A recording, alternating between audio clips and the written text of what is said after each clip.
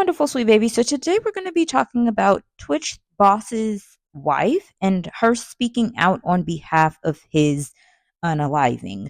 So if you guys were unaware, back in December of 2022, we lost Twitch boss. And, it was stated that he was gone based off of him unaliving himself.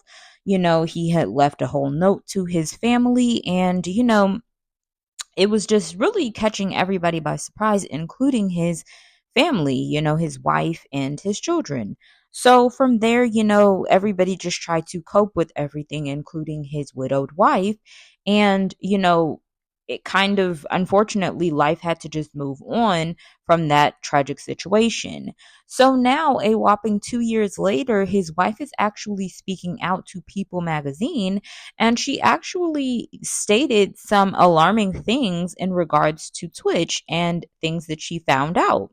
And actually, now a lot of people are dragging her because of this, because they're like, girl, why would you come forth and publicly, slander this man's name, or, even just tell things that he probably didn't want people to know publicly? So now it's kind of putting a little bit of a image towards him, even in his afterlife.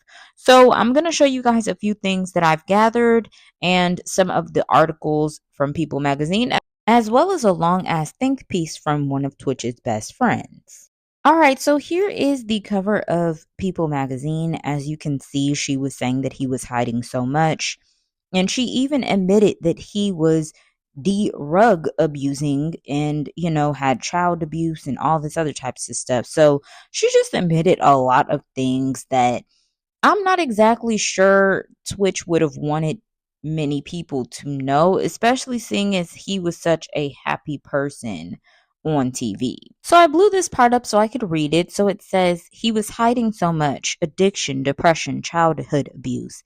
After the beloved Ellen DeGeneres show star, blank, in 2022, Holker discovered he was battling scary demons. How she navigated her shock and grief, protected their 3 kids, and is healing with a new love. So this was the post that she had on Instagram. I'm going to read you guys through the caption that she had, and then we're going to take a look at the video of her saying what she said about Twitch for People magazine, because it was an actual video interview. So here's what Courtney said. She said, anyone who knows me knows I go straight to the source during a conflict and handle my business, but since there's clearly no shame in being so public, I haven't said a word in 2 years, but here I go. I was there the moment you both connected. I was there the day you got engaged. I stood by your side on your wedding day. I was in your home the day he RIP'd. I was on your side because your husband was my family. It didn't matter how often we spoke, how often we saw each other. We were bonded, IV ever, whatever that means. This is by far the most tacky, classless, opportunistic act I have ever seen in my entire life. We all had to sign some weird NDA to attend his funeral, even his own mother, who you've treated like garbage this entire time. And let's just remember, you wouldn't have even had a husband if it wasn't for her. Not to share anything to ruin his name, as if that was on anyone's mind in the first place. And here you go and write a book with all the dirty laundry smearing his name and attempting to dim the bright, loyal, loving light that was your husband. My friend, whether any of it is true or not is actually beside the point. This is how you protect the boss name. You so quickly dropped on your social media platforms 48 hours after he passed his legacy. This is how you protect his children from any further humiliation, hurt, and despair. This is what you want them to remember about him. You have moved on. You're living your entire life. You're on every red carpet you can get on, every celebrity role you can sit in, every magazine you can be in, and you needed to do this? Get a journal, a therapist, a friend. But publishing a book, shamelessly sharing the pages of your husband's journal? People magazine, what a joke. Yes, he took his own, which is a fact, all of us still can't fathom. And he was clearly having mental health issues. hurting so deeply, and this is your example of empathy, of your love? This smear campaign for a buck is absolutely not what he would have ever wanted, no matter how bad he was hurting, not for a second. You're a living, breathing bulldozer. Stick to your own demons. Shame on you, Allison. Shame on your money hungry team. Let my friend rest in peace. Not your PR.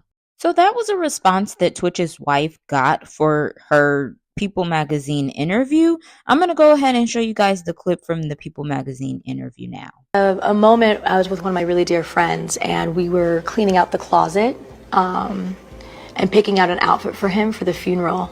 And it was a really triggering moment for me because there was a lot of things I discovered in our closet that I did not know existed.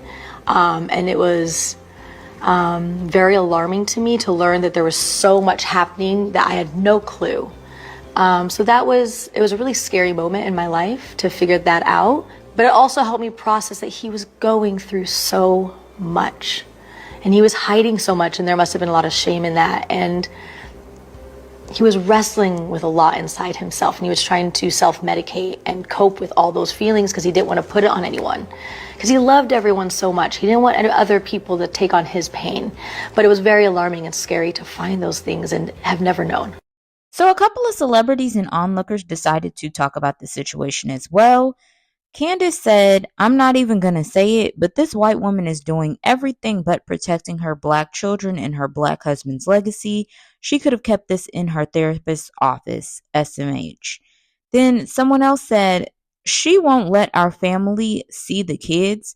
He wasn't an addict. He smoked weed and was actively trying to quit. He wasn't some junkie. So Candace said, hold on, wait a minute. Y'all thought I was finished. And she replied again and said, yeah, I don't give a F about an NDA. This crazy woman made me and his actual family, including, sign an NDA just to even attend the funeral. She's been trying to tarnish his legacy and refuses to let the Boss family see the children. She then says, only to exploit and lie on my cousin?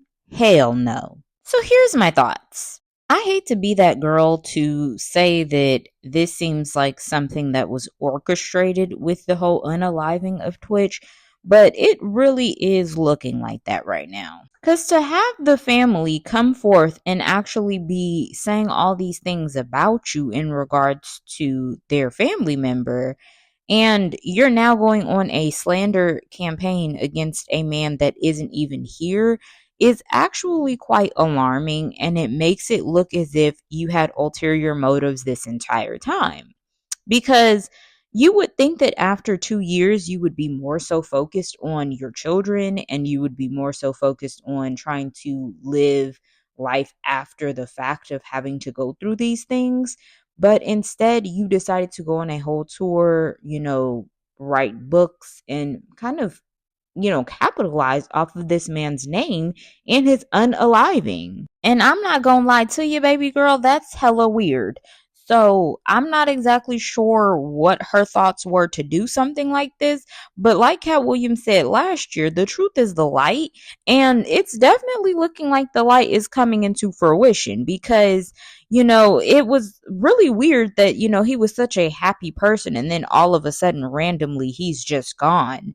And now we're finding out all of these things 2 years later that, she kind of seems like she's money hungry and almost as if she wanted to be the celebrity rather than being just the wife.